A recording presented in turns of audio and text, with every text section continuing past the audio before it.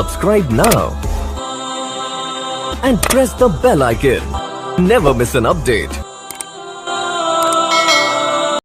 আপনারা কেউ বউ পিটান আপনারা বউ পিটান বউ পিটতে তো আমরা নিজেকে বাহাদুরি মনে করি, আর বউ পিটালে আমরা অপরাধও মনে করি না। একটা লোক আমার শামসিদের ফ্ল্যাট আছে, এটা উদাহরণ দিয়ে যাচ্ছি আপনি যাতে বুঝতে পারেন। শামসিদের ফ্ল্যাট আছে, আমার ফ্ল্যাটের সামনে জাস্ট পুলিশ ফাঁড়ি আছে। কোনদিন শামসি গেলে দেখবেন, আমার মিট করে নেবেন। আমার ফ্ল্যাট এটা রাস্তা, এটা পুলিশ ফাঁড়ি। ওখানে একটা চায়ের দোকান আছে, কোনাতে চায়ের দোকানে বসে আছে। রিয়াল ঘটনা বলছি আপনাকে, বসে আছে চায়ের দোকানে। একটা লোক খুব টেনশনে, পরিচিতর মধ্যে। ওকে বলছি, ভাই তোমার এত মন খারাপ কেন, তুমি এত টেনশনে কেন? বলছে, মুলি সাহেব একটু প্রবলেমে আছে। বলছি, কি প্রবলেম? বলছে, শ্বশুর বাড়ি থেকে কেস করে দিয়েছে। বলছি, কেন? জামাইকে তো শ্বশুর আর শাশুড়ি আদর করে খাওয়ায়, দেশি মুরগা খাওয়ায়, আপনি ফের কেমন জামাই যে আপনার শ্বশুর বাড়ি থেকে আপনার উপরে কেস করে দিয়েছে? মানে আপনার ব্যবহার কোনো খারাপ করেছেন, মানে কোনো অন্যায় করেছেন? বলছে, না মুলি সাহেব কোনো অন্যায় করিনি, কিছু করিনি, তাও কেস করে দিয়েছে। বলছি, কিছু তো করেছেন একটা, বলুন। বলছে, তেমন কিছু করিনি, একটু রাগের মাথায় ছিলাম, বউকে পিটাতে পিটাতে কোমরের একটা হাড্ডি ভেঙে দিয়েছি। মানে অপরাধ না, বউকে পিটাতে যে কোমরের হাড্ডি ভেঙে দেওয়া, এটা ওর নজর, এটা অপরাধ নয়। আজকে নিয়ম এটা। কালিয়া চক গেল, জুতা খেয়ে আসলো, কথা বের হলো না। বাড়িতে আসলো, বউ জিজ্ঞাসা করলো, হাগো তোমার কি হয়েছে?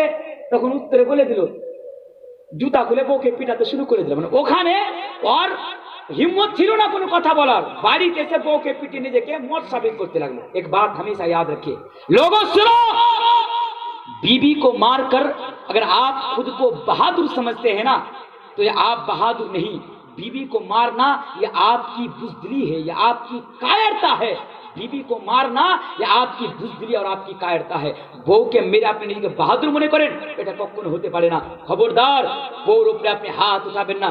আপনি জানেন আল্লাহ রাসূল, একে আপনাকে আবু দাউদের হাদিস আমি আপনাকে একটা শর্টকাটে বলে চলে যাচ্ছি। এখানে কিছু মহিলা আল্লাহ রাসূলের কাছে বিচার নিয়ে আসলেন। আবু দাউদের হাদিস, বিচার নিয়ে আসলেন আল্লাহ রাসূলকে, এসে বলছে, আল্লাহ রাসূল আপনি বিচার করে দেন, আমাদের স্বামীরা আমাদেরকে উপরে টর্চার করে। বলতে ঠিক আছে। अल्लाह रसूल ऐलान कर दिलेन, ए लोगों, आज के बाद कोई भी अपनी बीवी के ऊपर हाथ नहीं उठाएगा, आज के बाद कोई भी अपनी बीवी के ऊपर टॉर्चर नहीं करेगा, अपनी बीवी के ऊपर ज्यादती नहीं करेगा।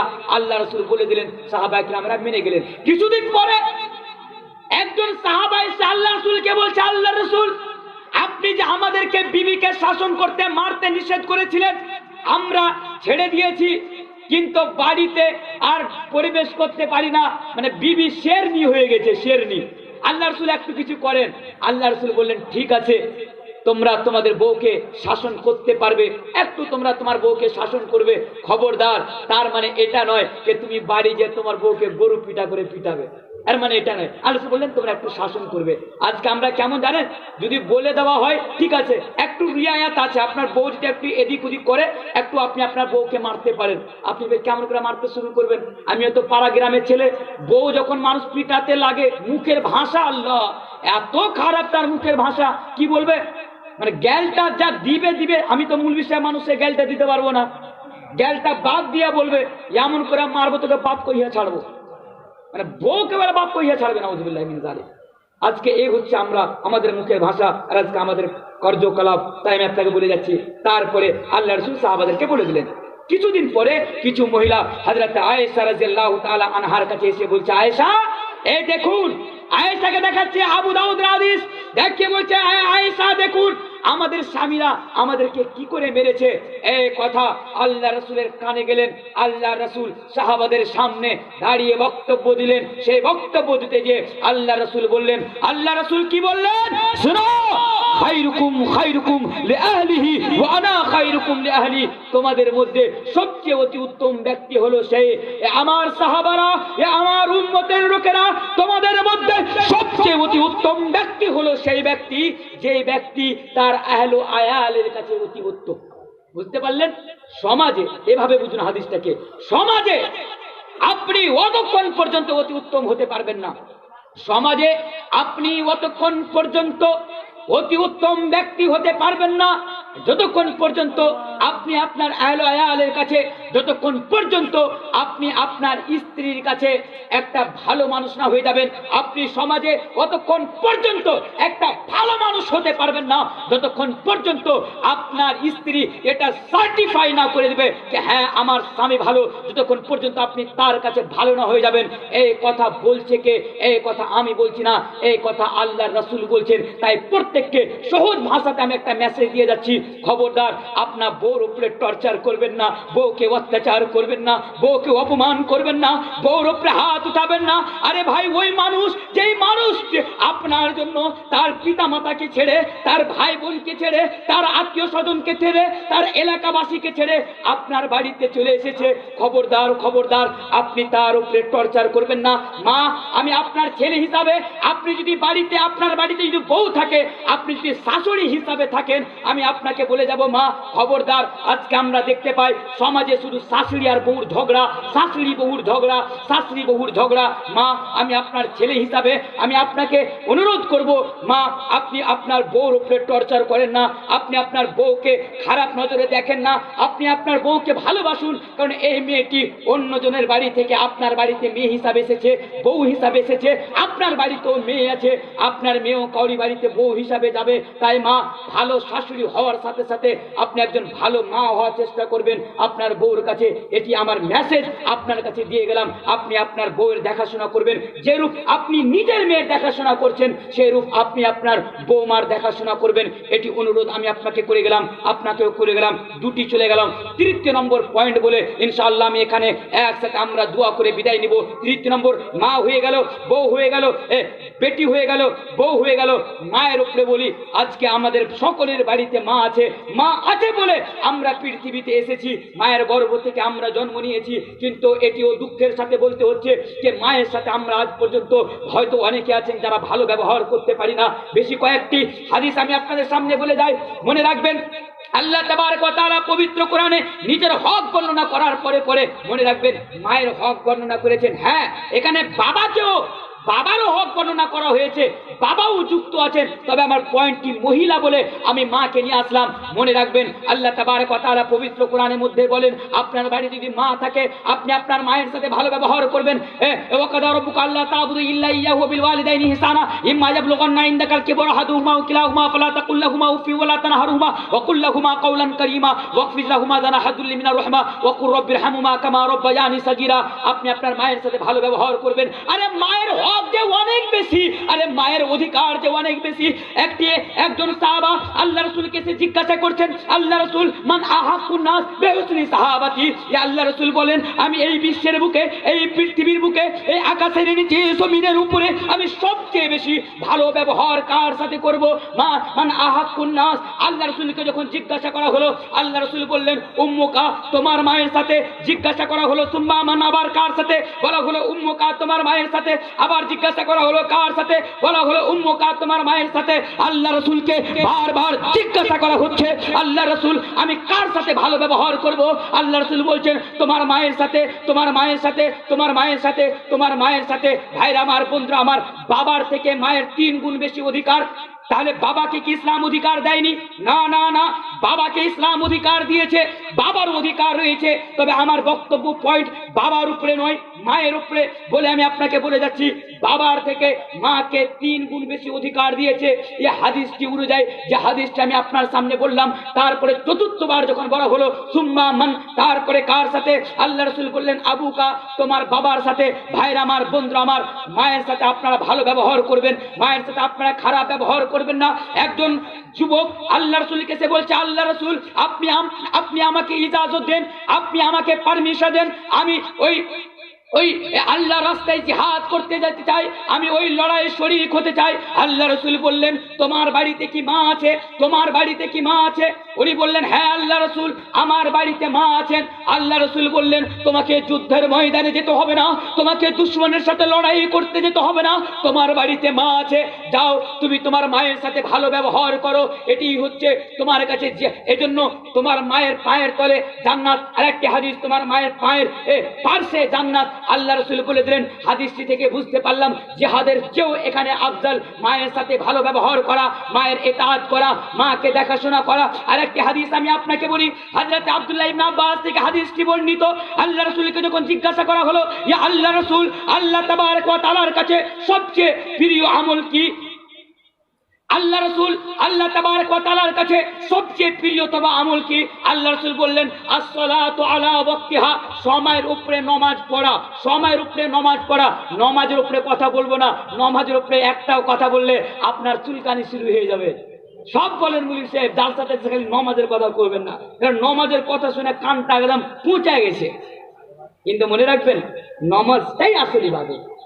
কাল কিয়ামতে ইন্না আউয়ালা মা ইউহাসাবু বিল আবদি ইয়াউমাল কিয়ামা, নামাজ সম্পর্কে প্রশ্ন করা হবে। হাদিসটা বললাম, কথাটি আসলো বলে দিলাম, নামাজ আপনারা পড়ুন যারা নামাজ পড়ে না। আর হ্যাঁ, মাঝে মধ্যে অনেক লোক আছে মাঝে মধ্যে নামাজ পড়ে না, ডাইরেক্ট আপনি নামাজ পড়বেন, প্রত্যেকদিন নামাজ পড়বেন, আপনার উপরে মাঝে মধ্যে নামাজ ফরজ হয়নি। মাঝে মধ্যে নামাজ পড়লে জানেন দুটি আপনার ক্ষতি।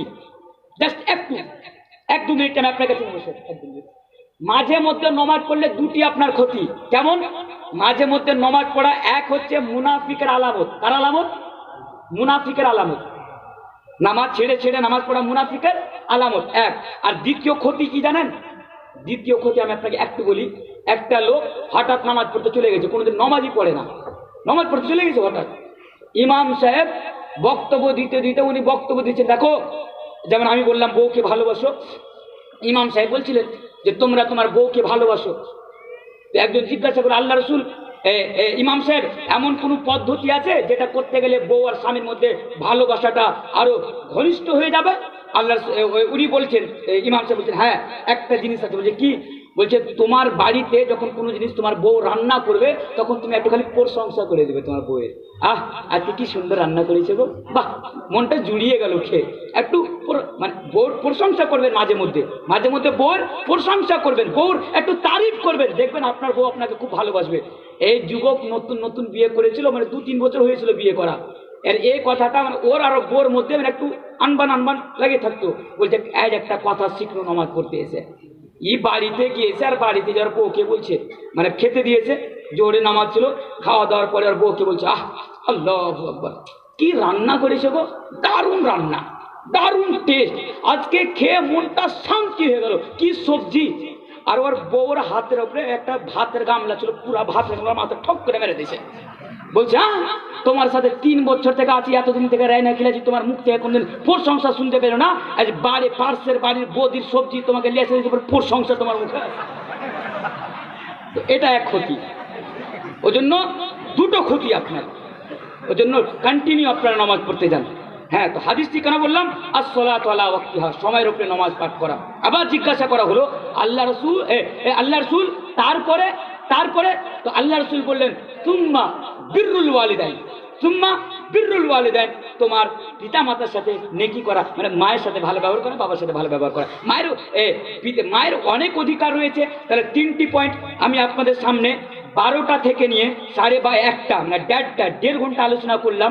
এই 3টি পয়েন্ট বিষয়টি কি রেখেছিলাম? বিষয়টি রেখেছিলাম ইসলাম নে औरतों को क्या दिया।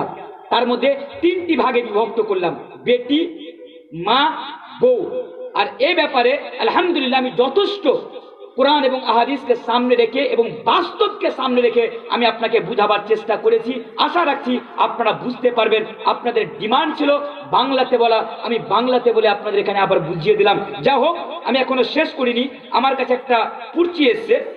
তো এখানে যতজন আছেন, যারা যাবার ছিল তারা চলে গেছে, এখন যারা আছেন সবাই অরিজিনাল। মা বোন, আপনারা অনেকক্ষণ সাথে থাকলেন, আমি অনেক হ্যাপি। ইয়ার পরের বার জালসাতে আপনারা টাকা দেন বা না দেন, আপনাদের জালসাতে আমি এমনি চলে আসবো, ও ভালো গেলে বক্তব্য রাখতে দিও, কারণ এত ভালো লাগলো আপনার। আলহামদুলিল্লাহ, আমি আমার এই 25 বছর বয়সে পুরো ভারতবর্ষের মাটিতে কিছু কিছু স্টেট বাদে বিভিন্ন স্টেটে আমি প্রায় 9 বছর ধরে প্রোগ্রামে যাই। আলহামদুলিল্লাহ, 9 বছরের অভিজ্ঞতা নিয়ে আজকে আমি আপনাদের সামনে বলছি যে আজকে আপনাদের যে মেহফিল, এই যে দ্বীনি মজলিস, আপনাদের যে জলসা, আজকে আমি অনেক আনন্দিত হলাম আপনাদেরকে দেখে যে আপনারা অনেক আল্লাহ এবং আল্লাহ রাসূলকে ভালোবাসেন, কোরআন এবং হাদিসের কথা শুনতে ভালোবাসেন। এর প্রমাণ আজকে আপনারা এখান থেকে দিয়ে দেবেন ইনশাআল্লাহ। কোনোদিন কোথাও যদি যাই, আগামীকালকে আমার কালিয়াচকে জালসা রয়েছে, সেখানেও আপনাদের উদাহরণ দিয়ে বলবো যে কোরআন হাদিসকে কত ভালোবাসে। ওই মানুষগুলোকে যদি দেখতে চাও, তোমরা তৌফিক গ্রামে চলে যাও, একটা মানুষকে দেখে তোমরা বুঝতে পারবে এরা কোরআন হাদিসের কথা শুনতে কত ভালোবাসে। যাই হোক, আমি আপনাদের জন্য দোয়া করব। তো বলার উদ্দেশ্য হলো, আমার রেকর্ড নাই যে আমি কোন জায়গাতে চান্দা করি বা আমি কালেকশন করি। আজকেও আপনাদের এখানে কালেকশন করব না, এটা আমার রেকর্ড নাই। রেকর্ডটা আমি বজায় রাখবো। তবে 3টি কথা আমি আপনাদের সামনে বলবো, বিষয় বাদে 3টি কথা আমি আপনাদের বলবো। উভয়ের জন্য মনোযোগ দিয়ে আমার কথাগুলো ধীর স্থয়ে, শান্তির সাথে, কনসেন্ট্রেটের সাথে, তাওয়াজ্জুর সাথে আপনি আমার কথাগুলো শুনবেন। শুনবেন তো? 3টি কথা।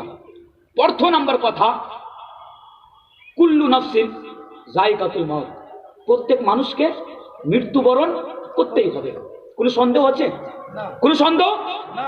আজকে আমি আপনার এখানে বক্তব্য রাখছি, কালকে ওনারা আশা করে আছেন যে আমি কালকে ওখানে বক্তব্য রাখবো, যে গ্যারান্টি আছে কালকে আমি যে বক্তব্য রাখতে পারবো? আমার পাশে সভাপতি সাহেব, মৌলানা সাহেব বসে আছেন, ইনারাও মনে মনে ভেবে আছেন কালকে হয়তো অন্য কোথাও যাব। গ্যারান্টি আছে কালকে ওনার কাজে যেতে পারবেন? আপনার গ্যারান্টি আছে কালকে আপনি সকালের সূর্য দেখতে পারবেন? আছে? গ্যারান্টি নাই। কারণ কুল্লু নাফসিন যায়কাতুল মাউত, আল মাউতু কাদহুন কুল্লু নাফসিন শারিবুহু ওয়াল কবরু বাবুন কুল্লু নাফসিন দাখিলুহু। মরতেই হবে প্রত্যেক মানুষকে। একটু উদাহরণ, 1 মিনিট সময় হচ্ছে, হোক 1 মিনিট। আপনাদের কালিয়াচকে কারি মুবাশির সাহেবকে কে চিনেন না? চিনেন সাহেব? কারি মুবাশির সাহেবকে সকলে আপনারা চিনেন। আমি আজকে ওনার বাড়িতে গেছিলাম, আজকের কথা বলছি, আমি আজকে ওনার বাড়িতে গিয়েছিলাম একটু দেখা করার জন্য, খাড়ো। কেন?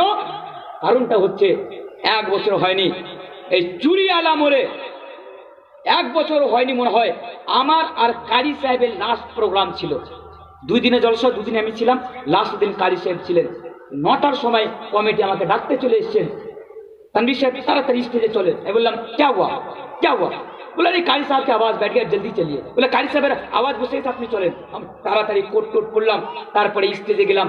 আমাকে দেখে কারি সাহেব বক্তব্য ছেড়ে দিলেন। সবাই কারি সাহেবকে চিনেন বলে আমি উদাহরণটি দিচ্ছি। কারি সাহেব বক্তব্য ছেড়ে নেমে গেলেন। কারি সাহেবকে সালাম কালাম করলাম, কারি সাহেব কেমন আছেন? বললো তানভীর ভাই ভালো আছি, কিন্তু একটু গলার আওয়াজটা একটু প্রবলেম করছে, গলার আওয়াজটা বসে গেছে, একটু ব্যথা করছে। আমি বললাম বক্তা মানুষের এরকম হয়, প্রত্যেক দিন রাত্রে 2 ঘন্টা, আড়াই ঘন্টা, 1.5 ঘন্টা বলতে হয়, এটা স্বাভাবিক। আমরা তো মানুষ, কোনো তো মেশিন না, গলার ব্যথা করতেই পারে, আওয়াজ বসতেই পারে। বলার পরে কারি সাহেব বললেন তানভীর ভাই আপনি যদি সকালে থাকেন আপনি আমার একটু বাড়িতে আসিয়েন আপনি, এই বলে কারি সাহেব ওখান থেকে বিদায় নিয়ে নিলেন। তারপরের দিন আমার প্রোগ্রাম ছিল গোলাপগঞ্জে, তারপরের দিনও প্রোগ্রাম ছিল গোলাপগঞ্জে। কারণ আমি যখন এই সাইডে আসি কন্টিনিউ আমি প্রোগ্রাম দিয়ে দিই, যাতে আমাকে এই সাইডে থাকতে হয়। যা হোক, আমি সেদিন ওখান থেকে প্রোগ্রাম করে আমি শামসি আমার ফ্ল্যাটে চলে গেলাম। রাতারাতি ফ্ল্যাটে যাওয়ার পরে 3টার দিকে প্রায় আমার মোবাইলে কালিয়াচক থেকে ফোন আর ফোন। একটা ফোন রিসিভ করলাম, ভাই কি খবর? বলছে ওই কারি সাহেব কিছুক্ষণ আগে এই দুনিয়া ছেড়ে চলে গেলেন। ইন্না লিল্লাহি ওয়া ইন্না ইলাইহি রাজিউন। চোখে জল ধরে রাখতে পারলাম না, মনে হচ্ছে মাটিটা আমার পায়ের নিচ থেকে ফেটে গেল, আর মাটি ফেরে আমি ভিতরে গর্তের মধ্যে চলে গেলাম। ওই মানুষ, যে মানুষটার সাথে আমি গত রাত্রে একসাথে জালসা করলাম, একসাথে সালাম কালাম করলাম, যেই মানুষটা আমাকে বলল তানভীর ভাই আপনি আমার বাড়িতে আসবেন, লাস্ট দেখা করে একই স্টেজে বক্তব্য রেখে আমি বাড়ি আসলাম, উনি উনার বাড়ি গেল। আজকে উনি দুনিয়া ছেড়ে চলে গেলেন, হতে পারে কালকে আমি এই দুনিয়া ছেড়ে চলে যাব। এটাই হচ্ছে দুনিয়ার বাস্তবতা, এটাই বাস্তবতা। মৃত্যুর কোনো গ্যারেন্টি নাই। ওই জন্য মৃত্যুকে আপনারা সামনে রাখুন, যে কোনো সময় মৃত্যু আসতে হবে। এই দুনিয়া টাকা পয়সা ধন সম্পদ কোনো কাজে লাগবে না। আল্লাহ তাবারক ওয়া তাআলা পবিত্র কোরআনের মধ্যে বলছেন আমাল হায়াতুদ দুনিয়া ইল্লা মাতাউল গুরুর, এই দুনিয়ার জীবনটা ধোঁকা ছাড়া আমাদের জন্য আর কিছু নয়। আমি 2টি জিনিস আপনাদের সামনে কেন বললাম, আরেকটি কথা আমি আপনাকে বলে যাব। মানুষ যখন মারা যায়, ইদা মাতাল ইনসানু ইনকাতা আনহু আমালুহু ইল্লা মিন সালাস, তার প্রত্যেকটা আমল বন্ধ হয়ে যায়, 3টি আমল চালু থাকে। তার মধ্যে একটি হচ্ছে সাদকায়ে জারিয়া। প্রত্যেকের কাছে এই 3টি কথা বলার আমার উদ্দেশ্য হলো, এই যে মাদ্রাসা তৌফি আইডিয়াল মাদ্রাসা, এখানে দ্বীনি শিক্ষা দেওয়া হয়, কোরআন এবং হাদিসের শিক্ষা দেওয়া হয়। আমি আপনার কাছে টাকা চাইবো না, আল্লাহর ওয়াস্তা দিয়ে আমি আপনাকে বলছি, একটা মিনিট ধৈর্য ধরে আপনারা বসবেন, আপনারা এখান থেকে উঠে যাবেন না। আমি আপনার কাছে টাকা চাই না, জাস্ট আমি আপনাকে বলে যাচ্ছি ভাই, এই মাদ্রাসা যতদিন কায়েম দায়েম থাকবে, আপনার এক টাকাও যদি এই মাদ্রাসায় লাগানো থাকে, ইনশাআল্লাহ তাআলা এর সওয়াব, এর নেকি, এর আজর আপনি পেতেই থাকবেন। এটি আমার কথা নয়, এটি আল্লাহর রাসূলের কথা। আল্লাহ রাসূল বলছেন, তোমরা আল্লাহর পথে তোমরা খরচ করো, তোমরা আল্লাহর পথে খরচ করো। সাহাবায়ে কেরামেরা কিভাবে খরচ করেছিলেন বলার সময় নয়, তবে একটাই কথা বলবো, সাহাবায়ে কেরামেরা সব কিছু আল্লাহর রাস্তায় ওনারা কুরবান করে দিতেন, আর আল্লাহর উপরে তাওয়াক্কুল করতেন, আল্লাহর উপরে তারা আচ্ছা, তো আল্লাহর উপরে আপনি ভরসা রাখেন। হযরত আবু বকরের মতো, হযরত উমরের মতো, হযরত উসমানের মতো যতজন এখানে আছেন, আমি প্রত্যেকের কাছে 1000, 2000, 3000 টাকা করে আমি চাইবো না, তবে একটাই কথা বলবো, লাস্ট পয়েন্টটি ছিল আমার মা। আমরা প্রত্যেককে মাকে ভালোবাসি। আমাদের মধ্যে অনেকজনের মা কবরবাসী হয়ে গিয়েছেন, আর অনেকজনের মা এখনো জীবিত আছেন। শুধু আমি আপনাকে বলবো ভাই, আপনার মা কবরবাসী হয়েছেন, আপনার মা জীবিত আছেন, ওই মা যেই মা আপনাকে 9 মাস 9 দিন ধরে তার পেটের মধ্যে রেখেছিল, যেই মা আপনাকে 2.5 বছর ধরে দুধ পান করিয়েছিল, আজকে পারবেন না ওই মায়ের ভালোর জন্য, ওই মায়ের সুস্থতার জন্য, ওই মায়ের কবরের আযাব থেকে বাঁচার জন্য আল্লাহর রাসূল, আল্লাহর পথে, আল্লাহর রাসূলের মাদ্রাসাতে আপনি 10টা টাকা দিতে পারবেন না, 1 টাকা দিতে পারবেন না, আপনি 1 বস্তা সিমেন্ট দিতে পারবেন না, আপনি 50টা টাকা দিতে। আমি একজন মুসাফির, আল্লাহ রাসূল বলছেন, আল্লাহ 3 প্রকারের মানুষের দোয়া কবুল করেন, আল্লাহ 3 প্রকারের মানুষের দোয়া কবুল করেন, তাদের দোয়া রদ করা হয় না। তাদের মধ্যে একজন মুসাফির। আমি আপনার কাছে মুসাফির হিসাবে এসেছি, মেহমান হিসাবে আমি আপনার কাছে এসেছি, আপনার জন্য আল্লাহর কাছে দোয়া করে দেব। আপনার মা যদি কবরবাসী হয়ে থাকে, আপনার মায়ের জন্য দোয়া করে দেব, যাতে আল্লাহ মাকে কবরের আযাব থেকে বাঁচিয়ে জান্নাতুল ফিরদাউসের জায়গা করে দেন। আর আপনার মা যদি জীবিত থাকে, তাহলে দোয়া করে দেব, যাতে আপনার মা সারাটা জীবন যতদিন বেঁচে থাকবেন, যদি উনি সুস্থতার সাথে, ভালোর সাথে যদি উনি ভালো হয়ে যেন জীবনযাপন করতে পারেন। শুধু মাকে ভালোবেসে, মায়ের ভালোর জন্য আজকে আপনারা প্রত্যেকের কাছে 1 টাকা, 2 টাকা, 10 টাকা, 100 টাকা, 1000 টাকা, 500 টাকা, প্রত্যেকের কাছে আমি অনুরোধ করব, শুধু মায়ের জন্য আপনি আসবেন, আমাকে সালাম করে আপনি এখানে দিয়ে চলে যাবেন। ইনশাআল্লাহ তাআলা আমি সকল মায়ের জন্য আমি দোয়া করে দেব। মা বোন, আপনাদের উদ্দেশ্যে বলছি, কাতরা কাতরা দাঁড়িয়ে আসুন। আপনারা যতজন এখানে আছেন, যদি 1 টাকা করে দেন, যতজন এখানে আছেন যদি 100টা টাকা করে দেন, আজকে পারবেন না কালকে দিবেন, কালকে পারবেন না 2 দিন পরে পারবেন, যদি 100 টাকা করে দেন, মিনিমাম আপনাদের প্যান্ডাল থেকে 50,000 টাকা আসবে। আপনার 100 টাকার দেওয়ার বিনিময়ে 50,000 টাকা কাজ এই মাদ্রাসায় হয়ে যাবে। তাই আমি আপনাদেরকে বলে যাচ্ছি, মাত্র 100 টাকা করে, 100 টাকা না পারবেন 1 টাকা অন্তত আপনারা আজকে দিয়ে যাবেন। আমি আপনাদের জন্য, আপনার মা বাবার জন্য ইনশাআল্লাহ তাআলা আজকে আমি দোয়া করে দেব। খালি হাতে কেউ যাবেন না। আমি হয়তো আপনাকে দেখতে পাবো না, আপনি এখান থেকে চলে যাবেন, কিন্তু আল্লাহ অবশ্যই আপনাকে দেখতে পাচ্ছে। তাই মায়ের জন্য একজন আমার যুবক ভাই 100 টাকা দান করেছে। প্রত্যেকের কাছে কত টাকা আজকে আমাদের নষ্ট হয়ে যায়, কত টাকা আজকে আমাদের ধ্বংস হয়ে যায়। ভাইরা আমার, বন্ধুরা আমার, জাস্ট 100 টাকা করে আমি আপনাদের কাছে চেয়েছি আপনার মা বাবার জন্য। মাশাআল্লাহ, আমার একজন ভাই 500 টাকা দান করেছেন। আমারও মা বেঁচে আছেন, আমারও মাকে আমি ভালোবাসি। আমার মায়ের জন্য আমি 100 টাকা দান করে যাচ্ছি। আমার মায়ের জন্য চলেন 500 টাকা আমি দান করে যাচ্ছি। প্রত্যেকের কাছে অনুরোধ, যাতে আজকে শুধু মায়ের জন্য, আজকে কেউ খালি হাতে থাকবেন না, শুধু মায়ের জন্য আজকে। মা বোন, একটা চাদর দিয়ে পাঠান। ভলেন্টিয়াররা তোমরা চাদর নিয়ে ঘুরো, মেয়েদের মধ্যে ভলেন্টিয়াররা চাদর নিয়ে ঘুরো। কেউ খালি হাতে থাকবেন না। 1 টাকা, 2 টাকা, 3 টাকা, 4 টাকা। মাশাআল্লাহ, আরেকজন ভাই মাশাআল্লাহ আমার মেয়ে ভলেন্টিয়ার চাদর নিয়ে ঘুরবে, টাকা দান করেছেন। মাশাআল্লাহ, আমার আরেকজন ভাই 2000 টাকা দান করেছেন। মাশাআল্লাহ, মাশাআল্লাহ, কেউ খালি হাতে থাকবেন না, শুধু মায়ের জন্য। ওই মা, যেই মা 9 মাস 9 দিন ধরে আপনাকে গর্ভের মধ্যে রেখেছে, শুধু আজকে মায়ের জন্য। মাশাআল্লাহ, একজন ছোট্ট বাচ্চা 10 টাকা, 15 টাকা দান করেছে। কেউ খালি হাতে থাকবেন না। আর আমি বক্তব্য এখন ইতি করিনি, আমরা দোয়া করে এখান থেকে বের হব। মাশাআল্লাহ, আর একজন আমার নানা ওনার মায়ের জন্য 500 টাকা দান করেছেন। মাশাআল্লাহ, আরেকজন যুবক ছেলে ছোট্ট বাচ্চা আরেকজন 500 টাকা, আরেকজন 100, আরেকজন মাশাআল্লাহ আরেকজন আমার ভাই 1200 টাকা, আরেকজন 100 টাকা, আরেকজন